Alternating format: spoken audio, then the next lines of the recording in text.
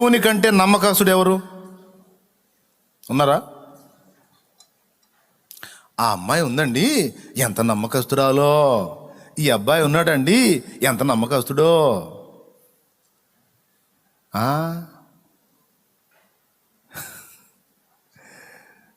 ఎవరు నమ్మకస్తులు? ఎంతవరకు నమ్మకస్తులు ఉన్నారా? దేవునికి మించిన నమ్మకస్తుడు దొరుకుతాడా నీకు? నాకు దొరుకుతాడా? మనకు దొరుకుతాడా? నమ్మదగినవాడు. మనము నమ్మదగని వారమైనను ఆయన నమ్మదగినవాడుగా ఉండునన్నాడు పౌలు మహనీయుడు. ఎంతైనా నమ్ముకోవచ్చు ఆయన్ని, ఎంతైనా నమ్మవచ్చు. మనుషుల్ని బాగా నమ్మి భయంకరంగా బుక్ అయిన వాళ్ళు చాలామంది ఉన్నారు.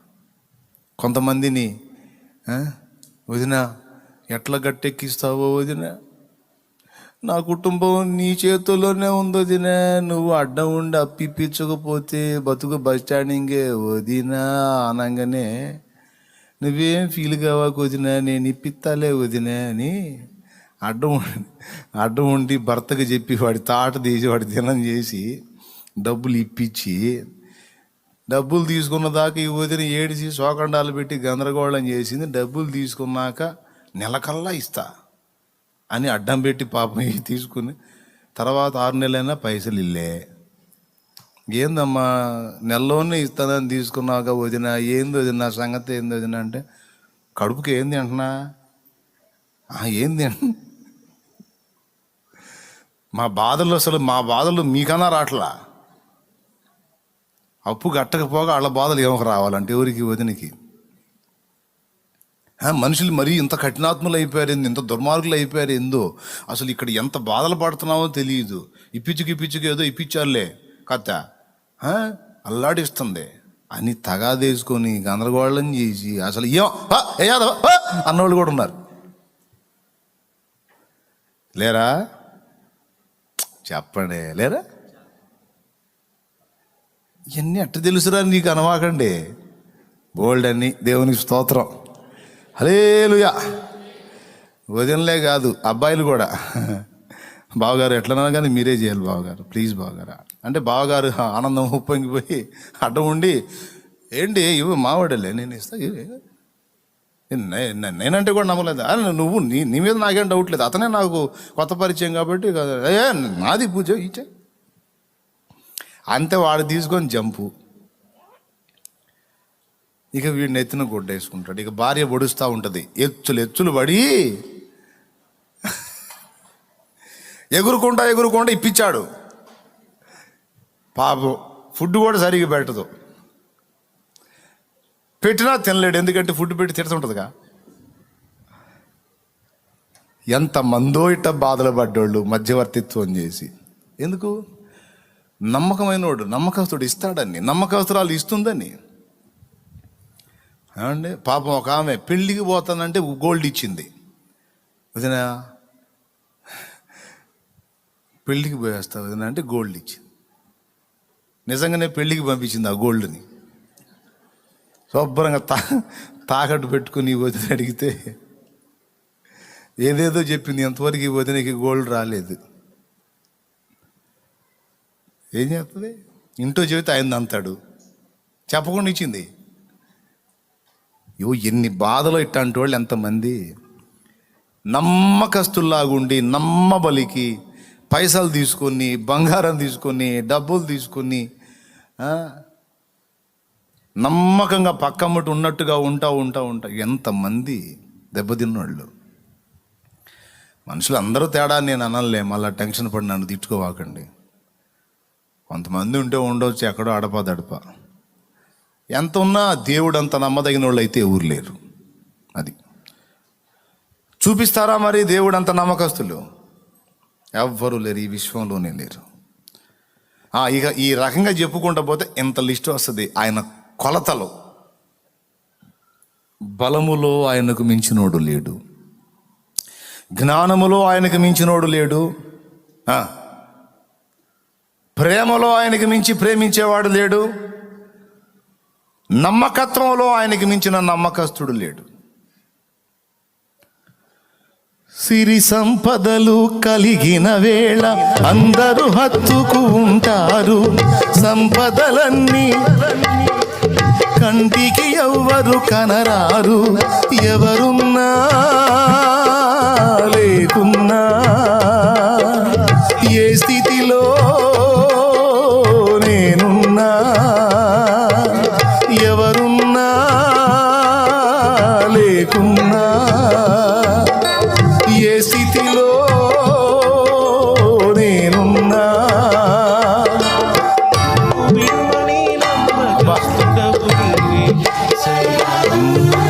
నన్ను విడువని నమ్మకస్తుడవు నీవే యేసయ్యా. నీవు లేకపోతే నా బ్రతుకే లేదయ్యా. నువ్వు నా మనసే చేదయ్యా. నీవు లేకపోతే నా బ్రతుకే లేదయ్యా. నువ్వు చేరనీయపోతే నా మనసే చేదయ్యా. నువ్వు నాకుంటే ఎన్నడు నేను ఒంటరి కానయ్యా. నీ కృప నాకు తోడై ఉంటే అంతే చాలయ్యా. నువ్వు నాకుంటే ఎన్నడు నేను ఒంటరి కానయ్యా. నీ కృప నాకు తోడై ఉంటే అంతే చాలయ్యా. యేసయ్యా యేసయ్యా, నీవు లేకపోతే నా బ్రతుకే లేదయ్యా. నువ్వు చేరదీయపోతే నా మనసే చేదయ్యా.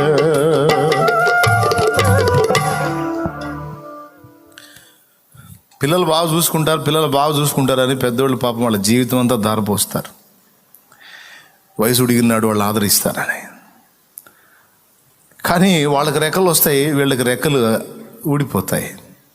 ఈ దశలో చాలామంది తల్లిదండ్రులకు గుండె కోత మిగులుద్ది.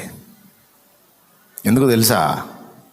నమ్మకంగా తీసుకెళ్ళి ఏ వృద్ధాశ్రమాలకు అప్పచెబుతారు, లేదా అలాగే ముసలోళ్ళు వదిలిపెట్టి వెళ్ళిపోతారు.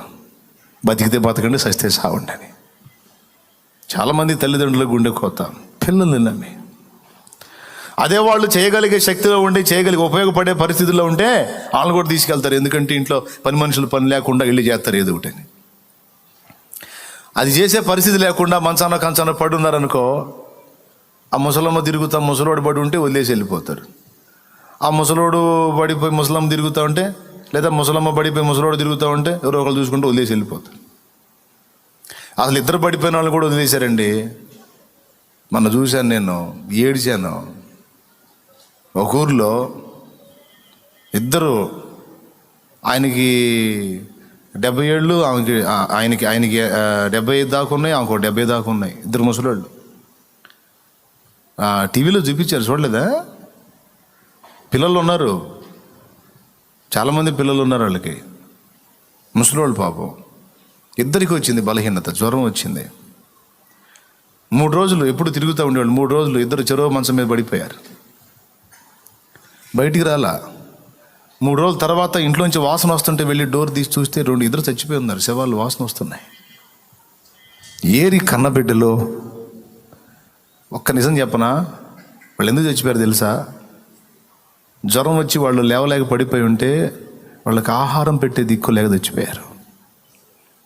గొంతు ఎండుకుపోతుంటే లేచి నీళ్లు తీసుకోలేనంత నీరసంలో పడిపోయి ఉంటే నీళ్ళు ఇచ్చే దిక్కు లేక చచ్చిపోయారు. నిజమండి, నేను చెప్తున్నాను. 3 దినాలు అల్లాడి చచ్చిపోతారు. చచ్చిపోయిన తర్వాత 3 రోజులకి విషయం తెలిసి చూస్తే, ఆ స్మెల్ వచ్చిందాక తెలిసింది చూస్తే అట్లా అయిపోయి ఉన్నారు. పిల్లలే ప్రపంచంగా, పిల్లలే జీవితంగా, పిల్లలు బాగుంటే చాలు, నేనేమైపోయినా పర్వాలేదని అంకితం అయిపోయి అన్నీ చంపుకొని, ఆశలు చంపుకొని, నోటిని చంపుకొని, కోరికలు చంపుకొని, ఇచ్చలు చంపుకొని, నానా బాధలు పడి బిడ్డలకు రెక్కలు తెస్తారు పెద్దోళ్ళు. వీళ్ళు రెక్కలు వచ్చినాక ఎగిరిపోతారు. వాళ్ళకి దిక్కులేని బతుకులు అయిపోతాయి. ఎవరు నమ్మదగిన వాళ్ళు? ఎక్కడున్నారు? ఎంతవరకు ఉన్నారు? పనికి వస్తే వాడతారు, పనికి రాకపోతే అందరికీ బరువేగా. మరి పిల్లల మీద అంత నమ్మకం పెట్టుకున్నారుగా, వాళ్ళ నమ్మకం ఏమైంది? నేను అనుకుంటున్నాను వాళ్ళ మీద దేవుడే జాలి పడ్డట్టు ఉన్నాడు. మీకు ఎట్లాంటి దుర్మార్గులు ఎందుకు మిమ్మల్ని చూడర్లే వచ్చేయండి అని. మరి వాళ్ళకి తల్లిదండ్రి అయినా, ఏది కన్న వాళ్ళకి ముసలాళ్ళు తల్లిదండ్రి అయినా, వాళ్ళని సృష్టించిన సృష్టికర్తగా కన్న పిల్లలు కదా. నా బిడ్డలారా మీరు అక్కడ ఆవేదన పడుతున్నారు, ఇంకొద్దులే వచ్చేయండి అని ఆయన తీసుకున్నట్టున్నాడు ఆయన బిడ్డలు ఆయన దగ్గరికి. కొంపదీసి మీలో ఎవరైనా అట్లాంటి వాళ్ళు ఉంటే జాగ్రత్త పడండి, దుర్మార్గం చేయవాకండి. ముసలాళ్ళకి శాపగ్రస్తులు అవుతారు. వాళ్ళు ఎట్టంటి వాళ్ళు అన్నా కానీ వాళ్ళు చేయాల్సింది మర్యాద చేయండి.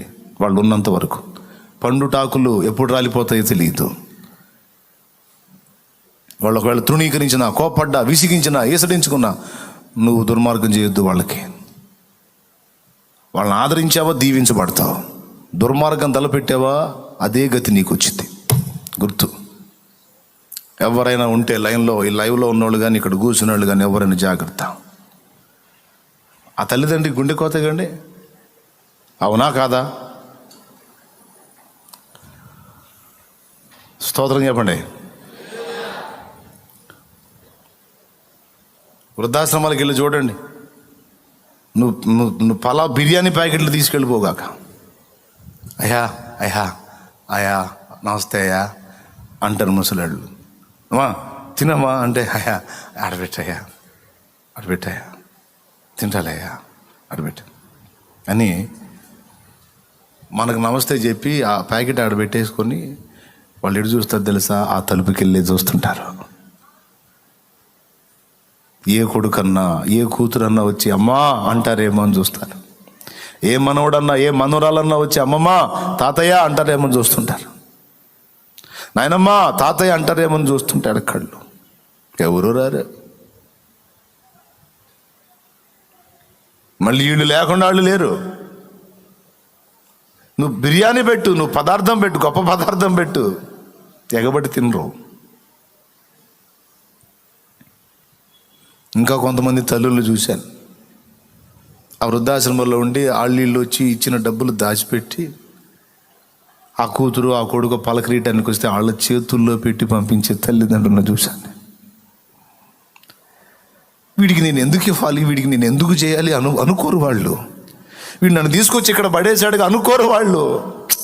పోనీ తీసుకో, ఇది తీసుకొని పో అనేవాళ్ళు.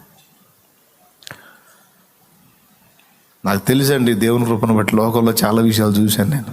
నా వయసు కొంచెం తక్కువే కానీ ఫుల్ అనుభవాన్ని ఇచ్చాడు దేవుడు కృపతో. దేవునికి మహిమ కలుగును గాక. మీరు మీ తల్లిదండ్రులకు ఆ గతి పట్టనియొద్దమ్మా. మీ అమ్మ నాన్నలకు ఆ గతి పట్టనియొద్దు. వాళ్ళ నమ్మకాన్ని నాశనం చేయొద్దు, వాళ్ళ నమ్మకాన్ని వంచన చేయొద్దు, వాళ్ళ నమ్మకాన్ని వమ్ము చేయొద్దు. వాళ్ళకి జరిగించే న్యాయం వాళ్ళకి జరిగించు. దేవుడు వద్దు అని నిన్ను నెట్టేస్తే నువ్వు దూరాన్ని ఉండైనా సరే వాళ్ళకి చేయాల్సిన సహాయం వాళ్ళకి పంపించు. వాళ్ళు నిన్ను ముఖం మీద తిడతా ఉంటే కనీసం మరుగు నుండైనా వేరే వాళ్ళ ద్వారా అయినా సరే వాళ్ళకి ఏ తక్కువ కాకుండా చూడు. నువ్వు బిడ్డగా నీ మీద వాళ్ళు పెట్టుకున్న నమ్మకానికి న్యాయం చేయి, అంతే. చాలామందికి న్యాయం జరగట్లా. ఈ విషయంలో కనీసం చింత కూడా ఉండదు వాళ్ళకి. మీ నాన్న సంగతి ఏంది అని అడిగితే వాడు మామూలుడు కాదంటాడు. మీ అమ్మ సంగతి ఏంది? మా అమ్మ అది పెద్ద దుర్మార్గురాలు, దాంతో ఎందుకులే అన్న వాళ్ళు కూడా అలాంటి మాటలు కూడా విన్నాను నేను. మీ అందరికీ ప్రేమతో చెప్తున్నాను, అట్లా ఎప్పుడు ఎవరు చేయకండి, జాగ్రత్త. మంచిది కాదు అది. కానీ ఫ్లోలో వచ్చింది అందుకే చెప్పాను. కానీ కన్న బిడ్డల దగ్గర కూడా నమ్మకత్వం లేదు. కానీ కన్న బిడ్డల కన్నా కూడా, కట్టుకున్న వారి కన్నా కూడా ఆయన నమ్మదగినవాడు.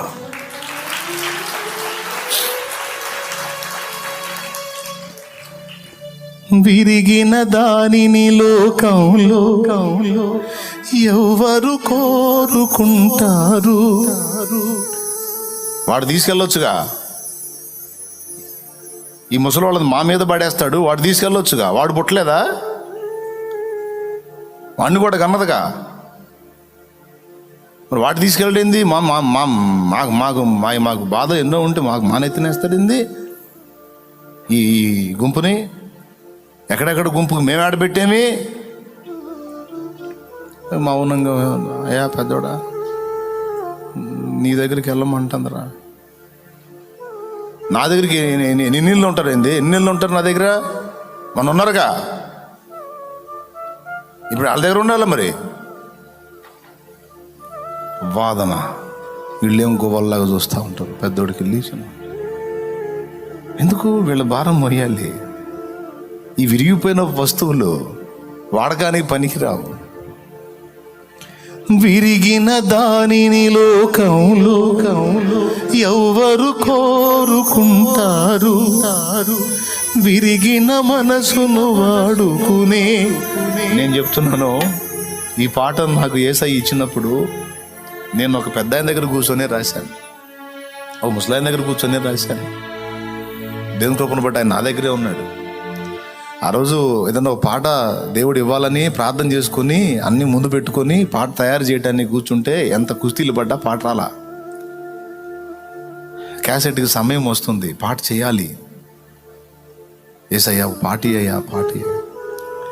2 గంటలు కుస్తీ పడ్డా పాట రాలా. వాళ్ళు అక్కడే కూర్చొని తిప్పలు పడుతూ ఉందని నేను గదిలోంచి బయటకు వచ్చా కంజర తీసుకొని. ఈ పెద్ద ఆయన కనపడ్డాడు. ఆయన దగ్గర ఇంకొక చిన్నోడు కనపడ్డాడు. చిన్నోడికి నరాల బలహీనత, పెద్ద ఆయనకి ఇంకొక బలహీనత. ఇద్దరికి కుటుంబ సభ్యులు ఉన్నారు, కానీ ఇద్దరు వదిలేశారు, వచ్చి సన్నిధిలో ఉన్నారు. వాళ్ళ మధ్యలోకి వెళ్ళి కూర్చున్నా. వాళ్ళ ముఖాల్లో చూసి వాళ్ళలాగా నేను ఫీల్ అయ్యి వాళ్ళ అనుభవాల్లోకి నేను వెళ్ళి పాడుకున్న పాట అది. దేవునికి స్తోత్రం కలుగును గాక. నిజంగా వాళ్ళ ప్లేస్లో నేను ఉంటే ఎలా నేను దేవుడిని వేడుకుంటాను. ఇప్పుడు దేవుడి సన్నిధి లేకపోతే వాళ్ళు ఎక్కడ బతుకుతారండి? దేవుడి సన్నిధి కూడా వాళ్ళకి ఆశ్రయం ఇచ్చి అంత అన్నం పెట్టి వాళ్ళని ఆదరించకపోతే వాళ్ళు ఎక్కడ బతుకుతారు? ఎక్కడ అనాథ శవాలు అయిపోతారు. అందుకే నీవు లేకపోతే నా బ్రతుకే లేదయ్యా, నువ్వు చేరదీయపోతే నా మనసే చేరయ్యా. నువ్వు నాకుంటే ఎన్నడు నేను ఒంటరి కానయ్యా. నీ కృప నాకు తోడై ఉంటే అంతే చాలయ్యా యేసయ్యా. ఈ పాట బాగుందా పెద్ద అయ్యా? అద్భుతంగా ఉంది. ఆయన ఏడ్చాడు. అప్పుడు వచ్చినాయి సిరి సంపదలు. ఒకవేళ వాళ్ళకి అన్నీ ఉంటే అమ్మో అందరూ చుట్టేస్తారు. ఏమీ లేవు, ఎందుకు పనికిరారా, పడేసిపోయారు. సిరి సంపదలు కలిగిన వేళ అందరూ హత్తుకు ఉంటారు. సంపదలన్నీ తరిగిన వేళ కంటికి ఎవరు కనరారు. ఎవరున్నా లేకున్నా ఏ స్థితిలో నేనున్నా నన్ను విడువని నమ్మకస్తుడవు నీవే యేసయ్యా.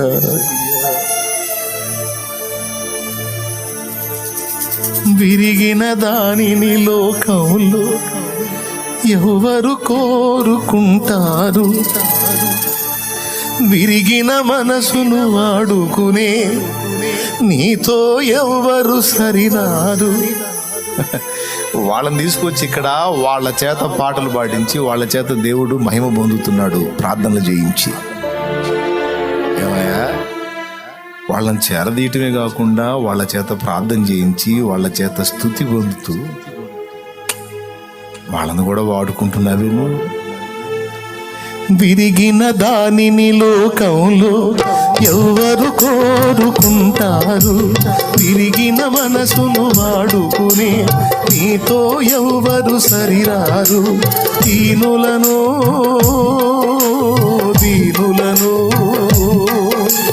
జ్ఞానులుగా శ్రీమంతులుగా మార్చగలిగిన మంచి దేవుడవు నీవే యేసయ్యా.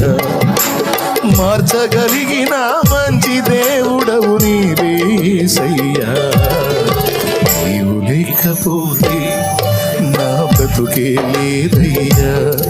నువ్వు చేరదీయపోతే నా మనసే చేదయ్యా. నీవు లేకపోతే నా బ్రతుకే లేదయ్యా. నువ్వు చేరదీయపోతే నా మనసే చేదయ్యా. నువ్వు నాకుంటే ఎన్నడు నేను ఒంటరి కానయ్యా. నీ కృప నాకు తోడై ఉంటే అంతే చాలయ్యా. నువ్వు నాకుంటే ఎన్నడు నేను ఒంటరి కానయ్యా. నీ కృప నాకు తోడై ఉంటే అంతే చాలయ్యా. యేసయ్యా యేసయ్యా. Praise the lord, praise the lord.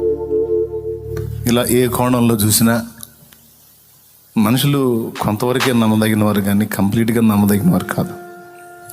100% 200% నమ్మదగిన వాడు యేసయ్య. ఆయన నమ్మకమైన వాడు, నమ్మదగిన వాడు. దేవుడు ఒకనికి తోడై ఉంటే విశ్వమంతటిలోకి నమ్మకమైన వాడు తోడున్నట్టు. దేవుడు ఒకనికి తోడు ఉంటే విశ్వమంతటిలోనికి బలవంతుడైన వాడు తోడున్నట్టు.